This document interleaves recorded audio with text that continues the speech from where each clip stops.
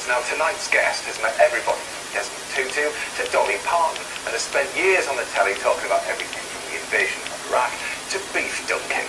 What's that? She'll fit in well here then. It's Fern Britton. Alex, it is a very good question. What is beef dunking? Can you remember? Oh, yes, I can. I'm not sure I can tell you right now. There's a bit of a VT that you have to look at, which I'm sure is on YouTube. Just look up beef dunking, and it's something we can't go into here. Oh, right. Fair enough. Okay. We are then. So are you still enjoying your mornings off? Big time. Although I only get an extra hour in bed, because now I do a school run as well, see. So, oh, do you? Yeah. I do breakfast for the kids. Very nice. Yeah. Well, Fern's just had a first novel published, and we get a mention in it, actually. Thank you very much. And we'll be finding out why later on. Now, there was some joy amongst the worrying news from Japan today. Anxiety levels remain high in the country, which suffered another earthquake. This afternoon, radiation levels rose and then fell a little bit as it damaged Fukushima plant. Professor, this decade, almost 13 million people have visited the Eden Project Observatory in the world. We're among them. Yes, we are. Great. Now, this Thursday, it celebrates its 10th anniversary, and our very own green goddess, Lucy Siegel, is there for us this evening. Hello. This must be one of the most inspiring, and you've got a really special connection with the Eden Project. Well, yes, strangely, I couldn't believe it was 10 years old, and I remember about 13 years ago, I suppose, I was at the Lost Gardens of Heligan, run by Tim Townsend, and we were talking in the shop at Heligan, and this uncle, he said, oh gosh, we've got the funding through for these 2 biospheres, we're going to build this incredible thing. And we're going, wow, thinking that, we'll be able to see it. And now it's 10 years old, I can't believe it. And you were just saying during that film that you spent the whole weekend in the greenhouse. The whole weekend in my own little biosphere, yes. Winnie and I were planting all our seeds for chard and peppers and aubergine and all that stuff. How delightful. Yeah. Now then, there are currently 10,000 children across the UK waiting to be fostered. But none of them will be moving into the home of youth. But are they prejudiced or victims of prejudice? Victoria Derbyshire asks that very question for the One Show. And say there that nothing comes before their faith, not even the children. Has that changed your opinion in any way? Well, at the start of that, you do think, what a shame, because they're very loving people who can offer really good homes to children who need them. And they've housed 15 They've had 15 or 8, and if the children they're asking to foster are between 5 and 8, the likelihood of a question of is a child gay at that age is thin, isn't it? I don't know. Anyway, I don't know what the answer would be. Interesting to see when they take back to Parliament to see if they can find something. Yeah. Now, Fern, you have 4 children of your own, don't you? I think so, yeah. I guess you haven't got much room in your house, but is it fostering something that you know, it's consider? something I considered a long time ago before I had children. I thought that would be a lovely thing to do. And maybe, when I get a bit older and the children have moved out, I will have spare beds. And so, you do think, have I got it in me? Would I be good enough? Can you love a child, give them everything they need, and then let them go again? Yeah. I don't know. Yeah. I'd love to be able to think I could. Yeah. Well, lady, you've just finished writing your brand new novel, New Beginnings.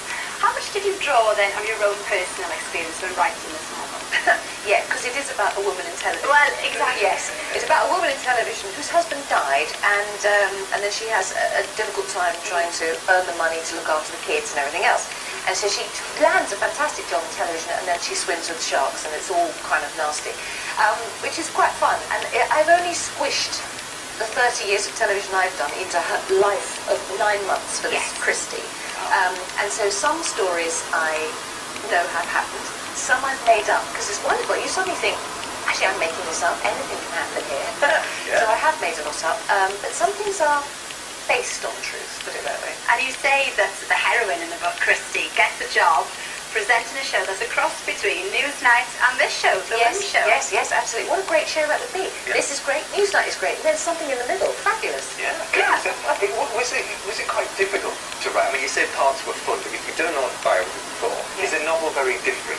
Well, the autobiography, I knew the story. Yeah, I knew the plot. Yeah. I knew how it is, which was helpful. But this one, HarperCollins, the publisher, said to me, do you think you could write a novel? And I don't know. So I bashed out a bit of what do you call that thing? A synopsis. See, already I'm really good with the words. And so off I started, and they gave me a fantastic editor. And so she taught me how to get organised, how did it start, how did it end, what happened in the middle, and break down a list of chapters as well, so that when I got lost in the middle, I could look at my list of chapters to remind me where it was going next, even though sometimes it took deviations. And then she'd sit with me at the kitchen table about once a month, and we'd go through it together, and it was like I had my homework ticked, you know. And now my second one I'm writing at the moment, and halfway through, I'm allowed to do all on my own, so that's great. Oh. I mean, in this one, it's emotional, it's funny, and there are a bit, there's a few saucy bits which I thought Matt might like, so let's have a listen. Nothing rude. Her lips met his. He tasted of red and closed her eyes for just a second. Hey, I'm off. I have won an Oscar. That's all I need. I love him. Your words sound fabulous, though, don't Doesn't it they? sound? Yeah, they're lovely. Well, Fern's new book, New Beginnings, is out this Thursday, and we're looking for a screen of course. Lovely stuff, thanks. Thank you very much indeed. Now, last night we saw how pioneer Frank Gilbreth brought the principles of time and motion into the Great British Factory to make them run more efficiently. Yeah, Frank not only used this in his work life, but also at home. So we asked John Sargent to road test his methods on a production line of a very different sort.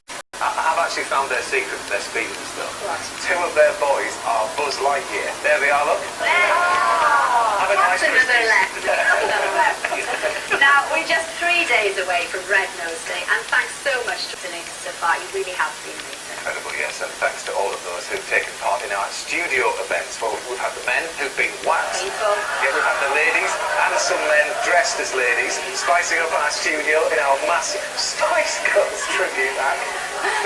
This week, though, no dressing up is required.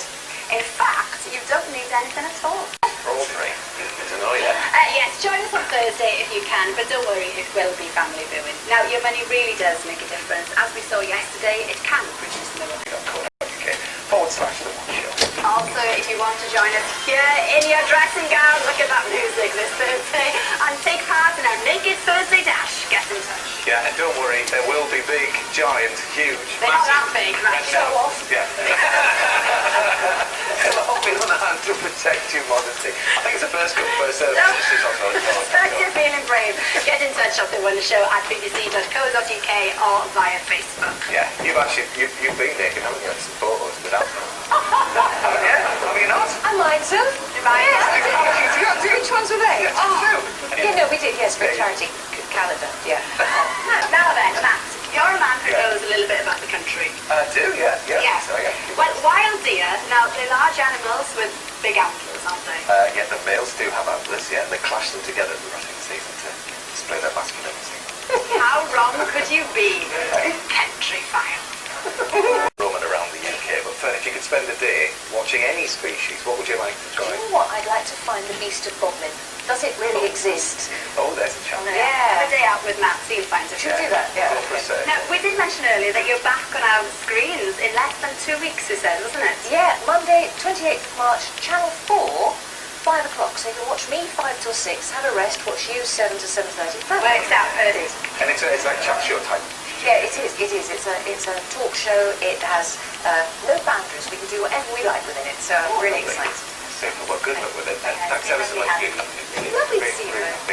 And that is it. Fern's book, New Beginnings, is out this Thursday. Yes, You've read it. I have. Signal. And there's a character like you in it, actually. Isn't that Richard? Yeah.